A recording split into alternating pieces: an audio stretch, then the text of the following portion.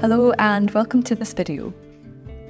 Over the last 2 months, I've been working on my latest series of abstract paintings, and today I'll be taking you along with me in the studio to share the final week of painting.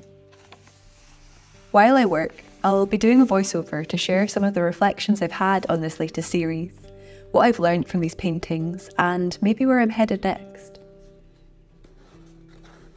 These paintings mark the end of my 2-month project, responding to coastal landscapes inspired by time spent outside, shared experiences, words, and emotions. This week marks the end of a very focused body of work, which has come from a search to find deeper consistency and direction in my paintings, as well as practice working from memory and imagination. It's been an experiment of sorts to get to know my own studio practice better, and practice staying inspired when I'm removed from the places and the natural environments and landscapes of my inspiration.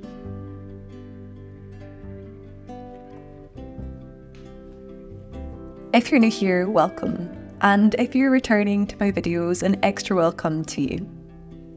My name is Orla and I'm an artist and an illustrator, making work inspired by nature, landscape, and my experiences outside. I love to capture how places feel in my art and share my process through videos here on YouTube. You'll also find me sharing more of my process over on Instagram, on Substack, and Patreon, but more on that in a wee bit. We've got a fairly long video today to wrap this project up and share details of these paintings in process. So grab a cuppa and get comfy. And stay tuned to the end to see how these works in progress turn out, and to see the full 2 months of paintings all together. If you'd like to be notified when I publish a new video, you can hit the bell button below.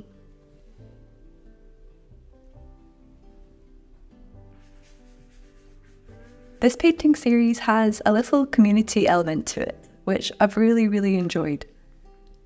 Each piece has been inspired by a word or a phrase shared with me by my audience here on YouTube. So a big thank you to everyone who contributed a word or experience to this project. I really appreciate it. We had so many contributions, I couldn't possibly paint them all. So to keep things fair, the words were randomly selected from a word picker, and thus formed the start of each painting, informing its mood, its atmosphere, colours, composition, and eventually its title.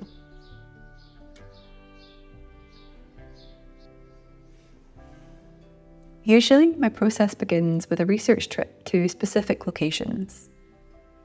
The immersion time in landscape, getting out sketching and painting, or even just walking and taking everything in, has always been the foundation and starting point for my paintings.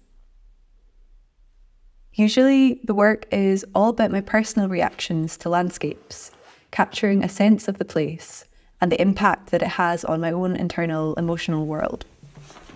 However, this time around, I wanted to be challenged and open up the project to include a wider, more communal connection to coastal environments from people located all around the world. And so this project was born. Having a wider vocabulary to work from as a starting point to each painting has challenged me, and in turn expanded on my own appreciation for the importance and need for a nature connection.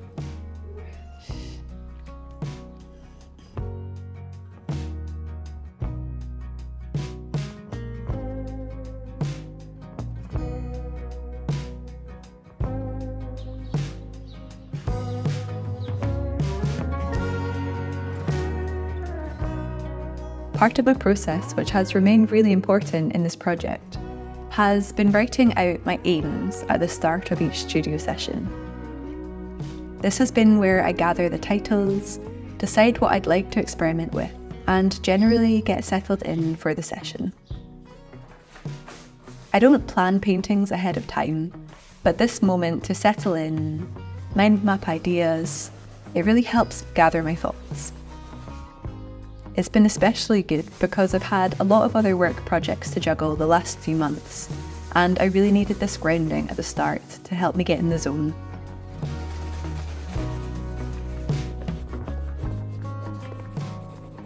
Sketchbooks have been a really big part of this painting series, and I've been really relying on them as a space to experiment and test ideas out.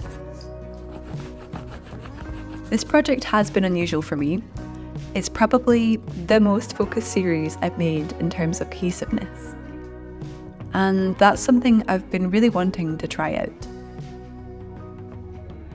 Usually when I create a series, each composition is totally different from the next. In this project, I wanted to push how far I could take really simple motifs and play within these boundaries.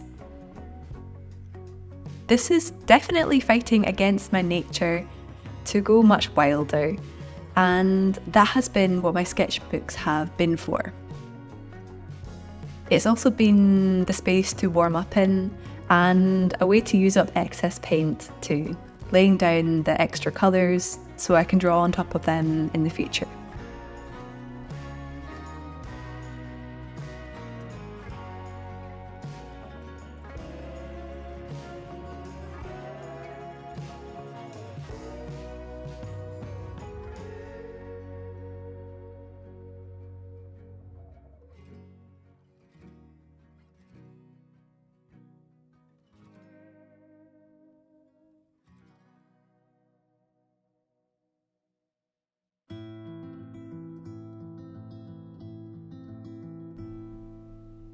Another practice I've been exploring in this collection is mining my own work and marks for ideas.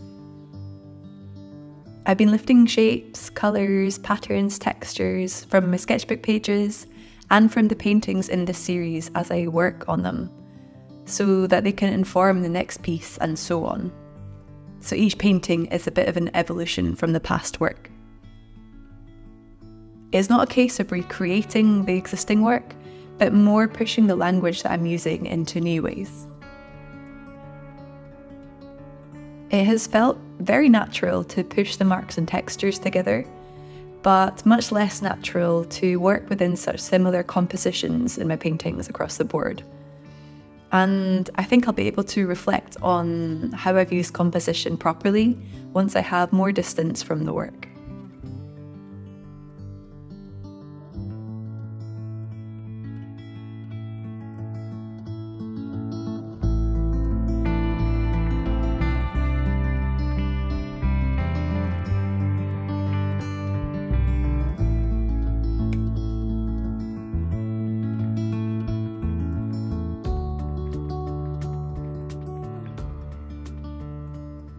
If you're interested in learning how to develop your own painting language, I've been creating tutorials over on my Patreon page, The Outdoor Sketchbook Collective, which breaks down my process into monthly video or written exercises that encourage painting loosely and from a place of self-expression to help develop our individual creative voices.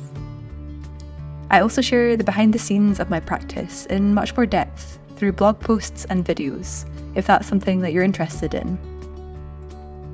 We have a monthly meetup for Studio Play members on Zoom, for artists all around the world to get together, have a play and chat, and to explore new ideas. This month, our tutorials and meetups are based around atmospheric skies to celebrate this painting collection release. I break down how I research to capture skies in my sketchbook, and then transition to paint through mixed media processes. I'll leave a link down below to my Patreon page if you'd like to find out more.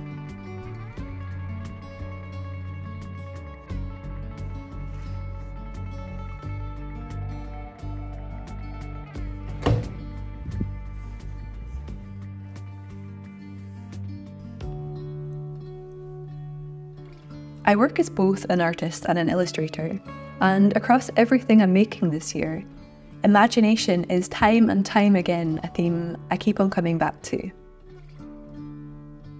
I've wanted to use this series as a springboard to practice painting from my imagination.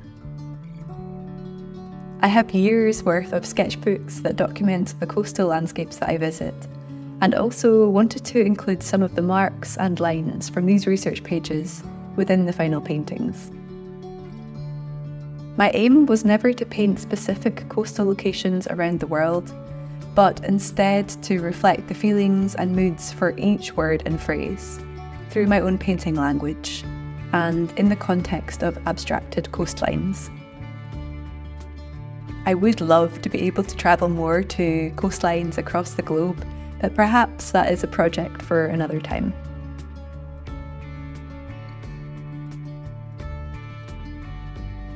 Alongside the paintings on paper, I've been working away on some paintings on wooden panel. I have fallen in love with watercolour as part of my mixed media toolkit, and have been exploring these paints on watercolour ground for the panel pieces. Something so simple, but yet that feels like a total game changer. Suddenly, this medium has opened up a whole new realm of possibilities.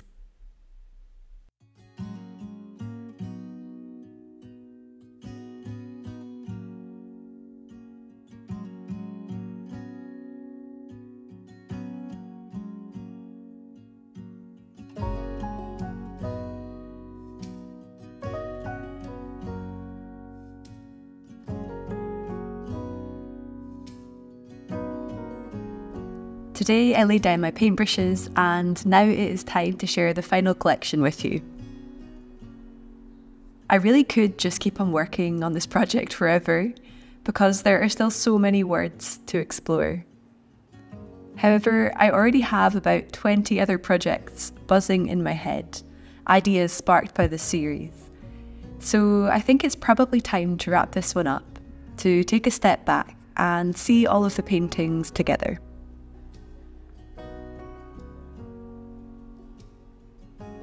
Each piece on paper is 9 by 12 inches, and the panels are also 9 by 12 inches, except from the 4 square ones, which are 8 by 8. I've made a video over on Patreon which dives deep into the materials that I used in this series, along with more practical behind the scenes information, and you can watch that for free, which will be linked down below. All of the work is available unframed directly through my website at www.orlastevens.com, and it's releasing on the 20th of June to celebrate the summer solstice. And the work will also be available a day earlier to my newsletter subscribers.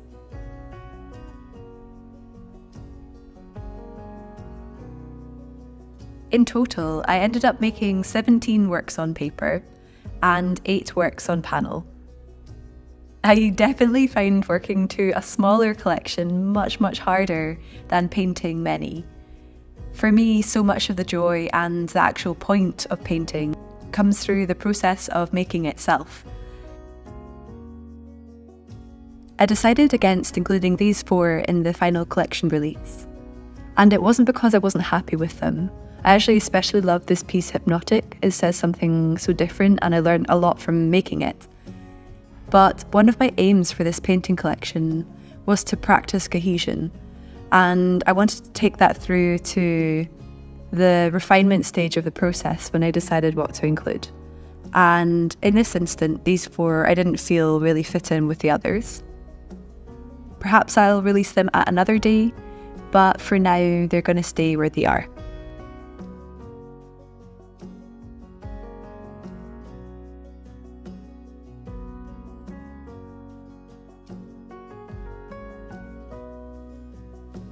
The final thing to share with you is that a handful of these paintings are going to be available as fine art prints directly through my website. They're going to be printed with archival grade inks on Hahnemuhl German etching paper, and they will be available to ship worldwide.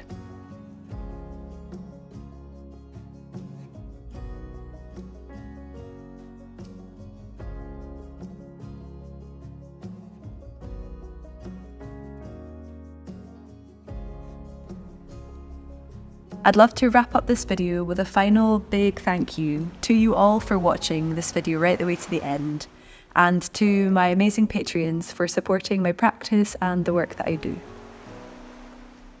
If you'd like to see the full process of this collection come together, I'll share the series at the end of this video, which you can watch here on YouTube. I hope you have a great month ahead of you, and I will see you outside.